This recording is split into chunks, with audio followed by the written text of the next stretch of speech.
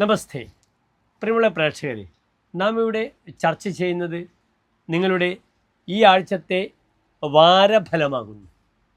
ഈ ആഴ്ച എന്നാൽ 1200 കന്നിമാസം 22-ാം തീയതി മുതൽ 28-ാം തീയതി വരെയുള്ള, അതായത് 2024 ഒക്ടോബർ 8-ാം തീയതി മുതൽ 14-ാം തീയതി വരെയുള്ള, ചൊവ്വാഴ്ച മുതൽ തിങ്കളാഴ്ച വരെയുള്ള ഒരാഴ്ചത്തെ ശുഭാശുഭ ഫലങ്ങളാകുന്നു.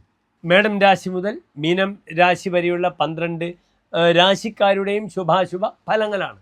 അടുത്തതായി നാം ചർച്ച ചെയ്യുന്നത് തുലാം രാശിക്കാരുടെ ഈ വാരത്തെ ശുഭാശുഭ ഫലങ്ങളാണ്.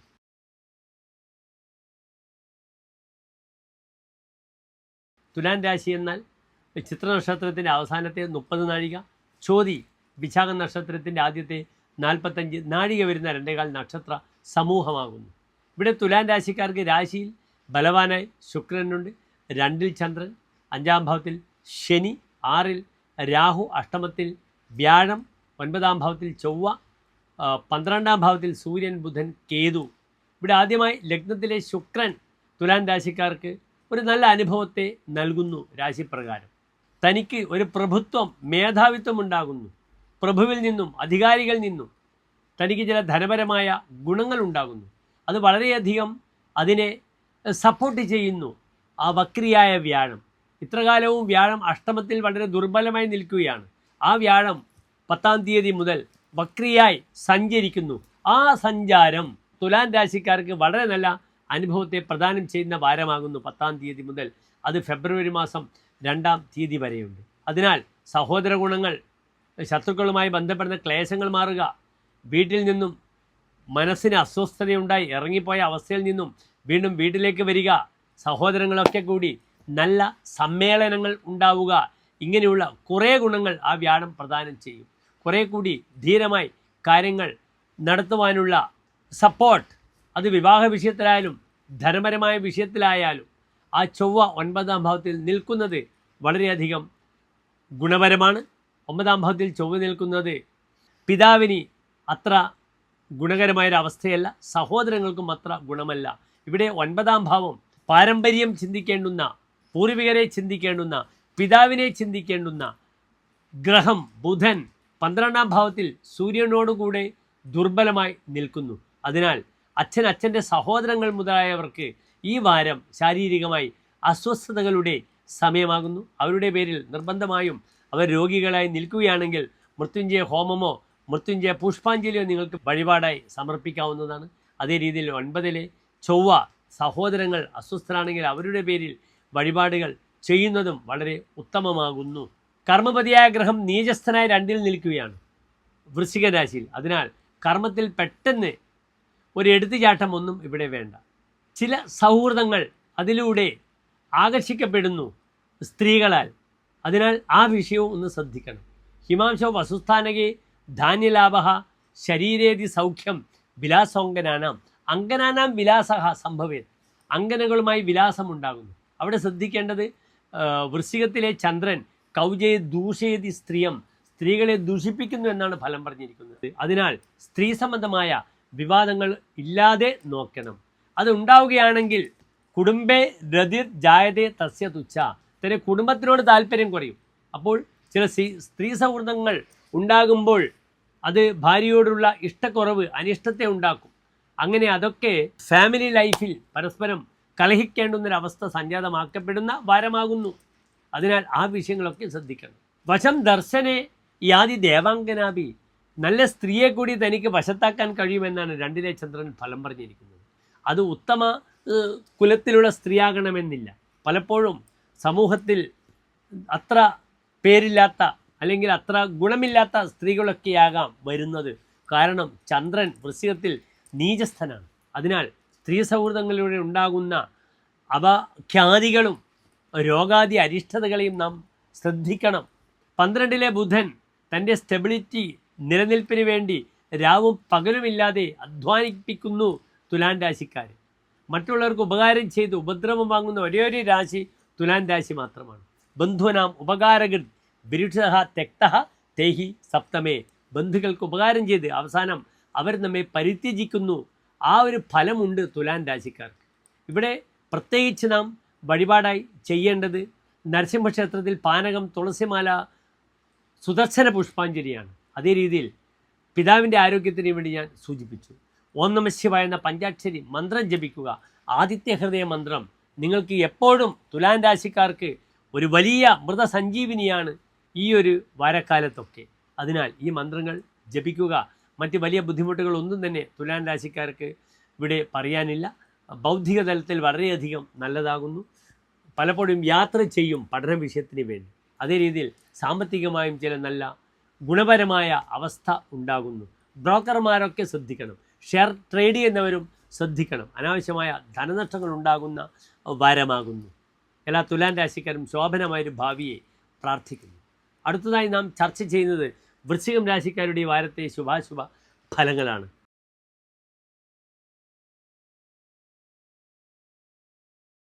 വിശാഖം നക്ഷത്രത്തിൻ്റെ അവസാനത്തെ 15 നാഴിക, അനിഴം, തൃക്കേട്ട നക്ഷത്രങ്ങൾ അടങ്ങുന്ന 2.25 നക്ഷത്ര സമൂഹമാകുന്നു.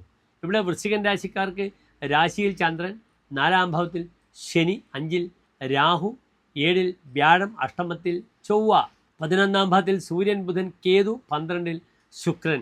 ഇന്ന് വൃശ്ചികൻ രാശിക്കാർ ഏറ്റവും അധികം ശ്രദ്ധിക്കേണ്ടത് ശാരീരികമായി തങ്ങളുടെ അസുഖങ്ങളെയാണ്. വിദത്തേതമം, ക്ഷീണദേഹം, ദരിദ്രം. ലഗ്നത്തിൽ ചന്ദ്രൻ നീചസ്രാൻ നിൽക്കുമ്പോൾ ദരിദ്രനാകുന്നു. സാമ്പത്തികമായ ധാരാളം പ്രയാസങ്ങൾ അഭിമുഖീകരിക്കേണ്ടി വരുന്നു. പിന്നീടാണെങ്കിൽ ക്ഷീണം ദേഹം ഇസ്യസഹ, ശരീരത്തിന് വളരെയധികം രോഗാദി അരിഷ്ടതകൾ ഉണ്ടാക്കുന്നു ലഗ്നത്തിലെ ചന്ദ്രൻ. മേടത്തിലും കർക്കിടകത്തിലും ഉച്ചരാശിയായ ഇടവത്തിലും ചന്ദ്രൻ നിൽക്കുകയാണെങ്കിൽ അവിടെ ധനത്തിൻ്റെ പൂർണ്ണതയെയും ആനന്ദകരമായ ജീവിതത്തെയും സൂചിപ്പിക്കുന്നുണ്ട്. മറ്റ് എല്ലാ രാശികളിലും ചന്ദ്രൻ വന്നാൽ ജഡം ശ്രോത്രഹീനം നരം ശേഷലഗ്നേ, ക്ഷീണദേഹം, ദരിദ്രൻ, ശ്രോത്രഹീനം, ചെവി സംബന്ധമായ രോഗങ്ങൾ ഉണ്ടാവുക.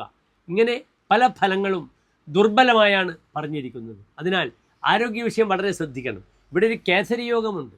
മറ്റൊരു പ്രധാനപ്പെട്ട വിഷയം, വൃശ്ചികരാശിയുടെ അധിപനായ ചൊവ്വ നിൽക്കുന്നത് അങ്ങേയറ്റം ദുർബലമായി രോഗാധിപത്യം വഹിച്ച് അഷ്ടമത്തിലാണ്. ശാരീരികമായ അസ്വസ്ഥതകൾ ഞാൻ സൂചിപ്പിച്ചു. അതിനു പുറമെ നേത്ര സംബന്ധമായ പൈൽസുമായിട്ട് ബന്ധപ്പെടുന്ന രോഗങ്ങൾ, രക്തം പോവുക, ഹൈ BP-യുടെ ബുദ്ധിമുട്ടുകൾ, ഇതൊക്കെ വൃശ്ചികൻ രാശിക്കാർക്ക് പ്രതീക്ഷിക്കേണ്ടുന്ന ഭാരമാകുന്നു. മറ്റൊരു പ്രധാനപ്പെട്ട വിഷയം, 7-ൽ നിൽക്കുന്ന വ്യാഴം വക്രിയായിട്ട് 6-ാം ഭാവത്തിലേക്ക് സഞ്ചരിക്കുന്ന സമയമാണ്. അതിനാൽ ഇൻവെസ്റ്റ്മെൻറ്റ്സ്, ധനപരം, സന്താന വിഷയങ്ങൾ ഒക്കെ വളരെ ശ്രദ്ധിക്കണം. സ്വതവേ വൃശ്ചികൻ രാശിക്കാർക്ക് 5-ാം ഭാവത്തിൽ രാഹു നിൽക്കുന്നു. സുതേതൽ സുതോൽപത്തിക സിംഹികായാഹ സുതേ ഭാമിനി ചിന്തയാ ചിത്തതാപം, മനസ്സ് തപിക്കുമെന്നൊരു ഫലമുണ്ട് ഭാര്യയുടെ പേര്. അപ്പോൾ ഭാര്യാവിഷയത്തിലും ക്ലേശങ്ങളുണ്ട്. സന്താനങ്ങളെ നശിപ്പിക്കുന്നു, അവർക്ക് ക്ലേശങ്ങൾ ഉണ്ടാക്കുന്നു 5-ലെ രാഹു. അതിനാൽ സർപ്പപ്രീതി നിർബന്ധമായും ചെയ്തിരിക്കേണ്ട വാരമാണ്. സർപ്പപ്രീതി അവശ്യമേവ കരണീയം ആരോഗ്യ പുത്രാപ്തിയെ, തൻ്റെ ആരോഗ്യത്തിനും സന്താന ശ്രേയസ്സിനും സർപ്പപ്രീതി ചെയ്തേ മതിയാവുകയുള്ളൂ വൃശ്ചികൻ രാശിക്കാർ. അതേ രീതിയിൽ വീട്ടിൽ സ്വർണം നഷ്ടപ്പെടാതെ നോക്കണം. ഇവിടെ ശുക്രൻ വളരെ ബലവാനാണ്. അനാവശ്യമായ കാര്യങ്ങൾക്ക് ധാരാളം കാശുകൾ ചെലവാക്കും. 12-ൽ ശുക്രൻ വരുമ്പോൾ 1 രൂപ ചെലവഴിക്കേണ്ട സ്ഥലത്ത് അനാവശ്യമായി ഭൗതിക സുഖത്തിന് ഉതകുന്നതായ സാധന സാമഗ്രികളോടുള്ള ഒരാസക്തി, താല്പര്യം വരിക, എന്നിട്ട് കുറേ കാശ് മുടക്കുക. അങ്ങനത്തെ ഒരു ദോഷമുണ്ട് വൃശ്ചികം രാശിക്കാർക്ക് ഈ ഒരു വാരം. 11-ലെ സൂര്യൻ കർമ്മമേഖലയിൽ പല അംഗീകാരങ്ങളും ലഭിക്കും. 11-ലെ ബുധനും അങ്ങനെയാണ്. അതിനാൽ നിപുണയോഗം, കർമ്മമേഖലയിൽ നിപുണയോഗമുള്ള സൂര്യനും ബുധനും യോഗമുള്ളതുകൊണ്ട് സാമർഥ്യം പ്രകടിപ്പിക്കാം, അംഗീകാരങ്ങൾ ലഭിക്കാം. വൃശ്ചികൻ രാശിക്കാർക്ക് മാത്രം പറഞ്ഞ ഒരു ഫലമാണ് നരപതി കുലപൂജ്യ, തന്നെ രാജകുലം പൂജിക്കുമെന്നാണ്. തനിക്ക് അർഹമായ ഒരു സ്ഥാനം വൃശ്ചികൻ രാശിക്കാർക്ക് എപ്പോഴും ലഭിക്കും. കാരണം രാശിയുടെ അധിപനായ ഗ്രഹം ഇന്ദ്രനാകുന്നു, ദേവേന്ദ്രനാണ്. അതിനാൽ അദ്ദേഹം എന്തിനേയും പിടിച്ചു വാങ്ങിത്തരും വൃശ്ചികൻ രാശിക്കാർക്ക്. പ്രത്യേകിച്ച് വൃശ്ചികൻ രാശിയിലെ തൃക്കേട്ട നക്ഷത്രത്തിൽ. അഷ്ടമത്തിലെ ചൊവ്വയ്ക്കും നിങ്ങൾ നിർബന്ധമായും ഈ വാരം പരിഹാരം ചെയ്യേണ്ടതാണ്. വൃശ്ചികത്തിലെ ചന്ദ്രൻ ഭദ്രകാളിയാണ് സൂചിപ്പിക്കുന്നത്. ചാമുണ്ഡി ഭദ്രകാളിയാദ്യ സജത് യുഗ്മസമാസ്ഥിത. ചന്ദ്രൻ ബാക്കി ഏത് രാശിയിൽ വന്നാലും ദുർഗ, ശീതകരോ, ബലി. മേടവും വൃശ്ചികവും ഒഴിച്ചുള്ള രാശിയിൽ ദുർഗയാകുന്നു. മറ്റെല്ലാ രാശികളിലും ചാമുണ്ഡി, ഭദ്രകാളി തുടങ്ങിയ ദേവതകളാകുന്നു. ഇവിടെ രക്തപുഷ്പാഞ്ജലി, കടുംപായസം, അതേ രീതിയിൽ ദേഹമുട്ട് നിർബന്ധമായും വഴിപാടായി ചെയ്യണം. ശത്രു സംബന്ധമായ ദോഷം വരും, ശത്രുമുട്ടി ചെയ്യുക. ഓം ഐം ക്ലീം സൗം ഹ്രീം ഭദ്രകാള്യൈ നമഃ. നിങ്ങളുടെ സന്താനങ്ങളുടെ പേരിൽ സുബ്രഹ്മണ്യന് അവരുടെ നക്ഷത്രപ്രകാരം വിശാഖം അനിഴം തൃക്കേട്ട നക്ഷത്രത്തിൽ ജനിച്ച മക്കളാണെങ്കിൽ അവരുടെ പേരിൽ സുബ്രഹ്മണ്യ പൂജ ചെയ്യണം. ഈ ബുധനാഴ്ച മൂലം നക്ഷത്രത്തിന് വെളുത്തപക്ഷത്തിലെ ഷഷ്ഠി തിഥിയാകുന്നു. അതിനാൽ സുബ്രഹ്മണ്യ പ്രീതി ചെയ്യുന്നത് എൻ്റെ പ്രിയപ്പെട്ട ഡോക്ടർ മാരാജി പ്രേക്ഷകർക്ക് വളരെയധികം ഗുണകരമായി ഭവിക്കുന്ന വാരമാകുന്നു. എല്ലാ പ്രിയപ്പെട്ട പ്രേക്ഷകർക്കും ഒരു ശോഭനമായ നല്ല ഒരു രാശിയെ പ്രാർത്ഥിക്കുന്നു വൃശ്ചികം രാശിക്കാർക്ക്. അടുത്തതായി നാം ചർച്ച ചെയ്യുന്നു ധനുരാശിക്കാരുടെ ഈ വാരത്തെ ശുഭാശുഭ ഫലങ്ങൾ.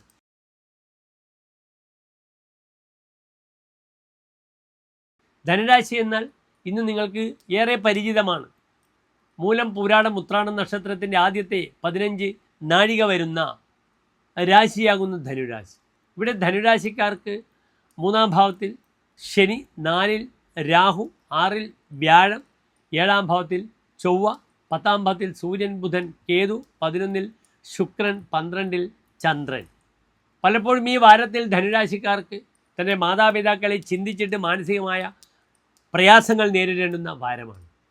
പലപ്പോഴും ഒരു അരിഷ്ടത വരുമ്പോൾ വേണ്ടത്ര സപ്പോർട്ട് തൻ്റെ ഭാര്യയിൽ നിന്നും ലഭിക്കണമെന്നില്ല. അതിനാൽ ചെറിയ ചെറിയ സൗന്ദര്യ പിണക്കങ്ങൾ ഉണ്ടാകുമ്പോൾ അതിലൂടെ ഒരു അഭിപ്രായ വ്യത്യാസങ്ങൾ ഉടലെടുക്കുന്ന വാരമാകുന്നു ഈ ഒരു വാരം ധനുരാശിക്കാർക്ക്. അതിലൂടെ ഭാര്യയോട് ചില താല്പര്യക്കുറവ് വരുന്നു. ശശി ദ്വാദശേ ശത്രു നേത്രാദി ചിന്ത. 12 ചന്ദ്രൻ വരുമ്പോൾ ശത്രുക്കളെയും കണ്ണുകളെയും ഭയപ്പെടണം.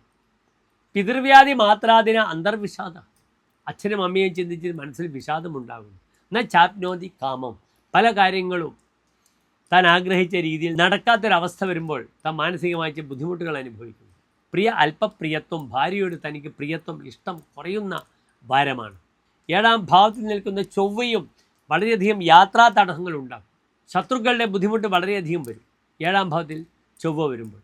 അതേ രീതിയിൽ സ്ത്രീകൾക്ക് പരിഭവം വരും. ഭാര്യയ്ക്ക് തന്നോട് വളരെയധികം മുഴിച്ചലുകളും പരിഭവവും വരുന്നു. ഭാര്യ വിരഹത്തിൻ്റെ സമയമാകുന്നു. കർമ്മമേഖലയിൽ വലിയ പ്രതിസന്ധികളൊന്നുമില്ല. കർമാധിപനായ ബുധൻ വളരെ ബലവാനായി സൂര്യനോടുകൂടി ഒരു രാജയോഗം ചെയ്തു നിൽക്കുന്നു. 9, 10 ഭാവാധിപന്മാരായ കേന്ദ്ര ത്രികോണാധിപത്യമുള്ള ഗ്രഹങ്ങളാകുന്നു. കേന്ദ്രാധിപത്യം എന്നാൽ ലഗ്നം 4, 7, 10. ഇവിടെ 10-ാം ഭാവാധിപനായ ബുധൻ. ത്രികോണാധിപത്യം എന്നാൽ 5, 9. 9-ാം ഭാവാധിപനായ സൂര്യൻ. ഇവർ തമ്മിലുള്ള നിപുണ യോഗം വളരെയധികം എല്ലാ ക്ലേശങ്ങളെയും പരിഹരിക്കുന്നതാണ്. മറ്റൊരു പ്രധാനപ്പെട്ട ഗുണം ധനുരാശിക്കാർക്ക് വ്യാഴം 5-ാം ഭാവത്തിലേക്ക് ചാരവശാൽ വരികയാണ്. അതിനാൽ ഒരു പ്രതാപത്തോടുകൂടി പ്രയാസങ്ങൾക്കൊക്കെ ഒരു അറുതി വരുന്ന ദിനങ്ങളാണ് ധനുരാശിക്കാർക്ക് മുന്നിലുള്ളത്. വ്യാഴം 5-ാം ഭാവത്തിലേക്ക് വരികയാണെങ്കിൽ തന്നെ, വക്രിയായി വരികയാണെങ്കിൽ തന്നെ നല്ലൊരു ഉണർവും ഉന്മേഷവും ഓജസ്സും തനിക്ക് പ്രദാനം ചെയ്യും. താൻ പകുതിയാക്കി വെച്ച ദൗത്യങ്ങളൊക്കെ ഇതാ വീണ്ടും പൂർത്തീകരിക്കുവാനുള്ള അസുലഭമായ അവസരം ഈ 5-ാം ഭാവത്തിലേക്ക് വക്രിയായി വരുന്ന വ്യാഴം പ്രദാനം ചെയ്യുന്നതാണ്. സൂര്യനും പ്രഭാവത്തെ ഉണ്ടാക്കുന്നു. ചൊവ്വയെ മാത്രം കുറച്ച് ശ്രദ്ധിക്കുക. മക്കളുടെ വിഷയത്തിൽ സുബ്രഹ്മണ്യ പ്രീതി ചെയ്യണം മക്കൾക്ക് വേണ്ടി. ബുധനാഴ്ച ശുക്ലപക്ഷ ഷഷ്ഠി വരികയാണ്. അതിനാൽ മക്കളുടെ സന്താനങ്ങളുടെ ശ്രേയസ്സിന്, അവരുടെ പഠനത്തിന് വേണ്ടി, അവർക്ക് മക്കളുണ്ടാകാൻ വേണ്ടി ഒക്കെ ഷഷ്ഠിവ്രതം അനുഷ്ഠിക്കുന്നത് വളരെ ഗുണമാണ്. ഓം വജത് ഭുവേ നമഃ എന്ന പ്രാർത്ഥന ധനുരാശിക്കാർക്ക് വളരെയധികം ഉപകരിക്കുന്നതാണ്. ഷടാനനം കുങ്കുമ രക്തവർണം മഹാമതിം ദിവ്യ മയൂര വാഹനം രുദ്രസ്യ സൂനും സുരസൈന്യനാഥം ഗുഹം സദാ ശരണമഹം പ്രപദ്യേ. ഞാനിത് എപ്പോഴും ഗുഹനെ, സുബ്രഹ്മണ്യനെ, ഷൺമുഖനെ, വേലായുധനെ ശരണം പ്രാപിക്കുന്നു.